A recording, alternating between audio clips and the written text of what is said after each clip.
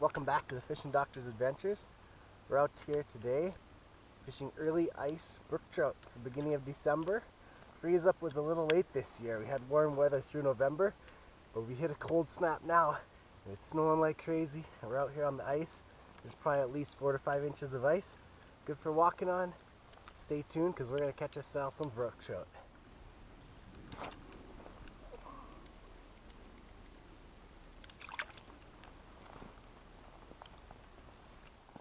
Well, I got a little guy. Let's get him back. Got my first decent one of the morning, but off camera because the battery died. That's what happens when it's chilly out here. Batteries don't last as long. And got this beauty, and he came into the hole backwards. Tail was flopping, so I just reached my arm down there and grabbed him out, and I got this beauty brook trout. Beautiful brook trout on the silver red slender spoon. That's the medium size, the light one, not the heavy one. And a little piece of cocktail shrimp, and he was chasing it. He was after it. But these brook trout, they hit so fast and so light, so you got to be ready for him. He actually hit several times before I got him. Beautiful fish, right? Okay, let's get back down there and catch a few more. Actually, with that one, if I wouldn't have had the Marcum, I may not have caught him because I was fishing near the bottom, and which is about 15, 16 feet deep. And I saw a mark at 10 feet, so like 5 feet off the bottom. I raised up to it, and guess what? It was a fish that started chasing my hook, and that's how I caught that one. Another reason why, when you're not looking down the hole, it's a great feature having one of these Marcums or any sonar unit, flasher unit that you can use in the winter, tell you exactly where the fish are in the water column, so you can have a better chance of catching fish when you're out on the ice. Oh, there's another one down there right now. See, my hook just hit the bottom, and I saw a fish swim by. Let's see. Oh, I got him. Oh, this is a decent one. Oh, yeah, decent one. Let's get my hook. Oh, he's not that big. That's about how big they grow in 1 year after stocking when they're fingerlings. The other one I caught is probably like a 2-year-old. Man, these guys are slimy. Slimy critters. Rookie, goodbye. A lot of guys, when they fish brook trout in the early season, they head for those shallow plateaus, flats, weed edges. But these fish are triploids, and they're all female triploids. And you know, they don't necessarily go through spawning activity like normal brook trout, so they'll be all over the lake feeding. And I'm actually not on one of those flats. Oh, there's another fish down there. Oh, there's 2 fish. Oh, I saw him away. Anyways, so you're up on one of those flats, but if you're not seeing much, sometimes the fish are only hitting those really early, or in the morning or in the evening. And sometimes during the day, like now it's 10:30 or so, they'll slip off those flats just onto the edge, you know, and I'm in 15 or so feet of water, and that's where they're cruising, right along that edge of the bay, below the shallow flat. So that's what I'm doing today, and it's working. So there's one. Oh, I got him. Oh, that might be a decent one. Oh, that feels like a good one.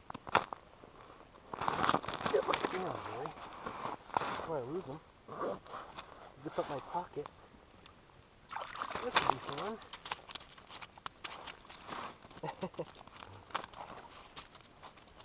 I was trying to get my phone out to check the time, and bam, caught this one.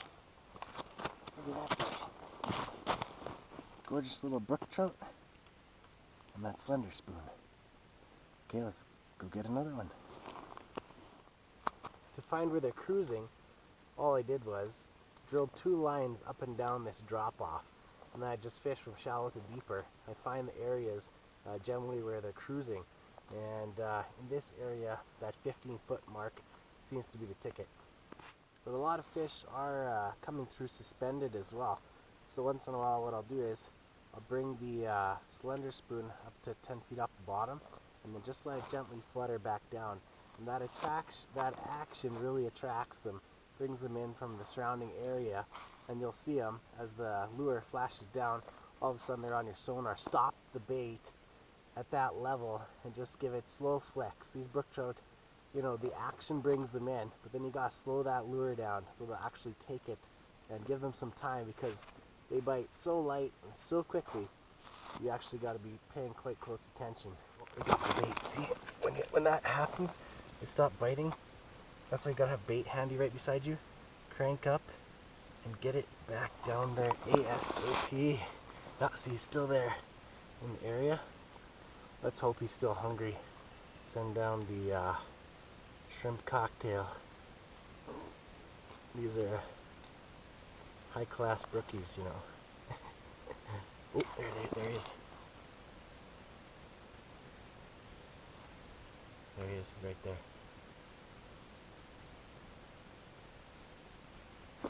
There we go. That time I let him take a little bit more, but this is the little guy. This is not that bigger one I was marking earlier. There's still another one down there.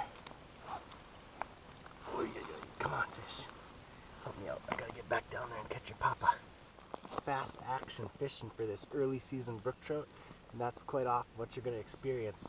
Check out your stocking lists, because out in Western Canada, brook trout are not native, but they are stocked in some lakes.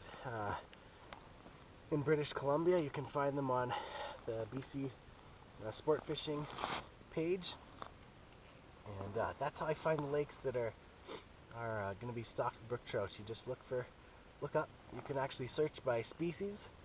It's by area, so you put in the species there, what you're looking for, brook trout, or eastern brook trout, and then you also put the area, and it'll bring up all the lakes and how many are stocked and when they were stocked.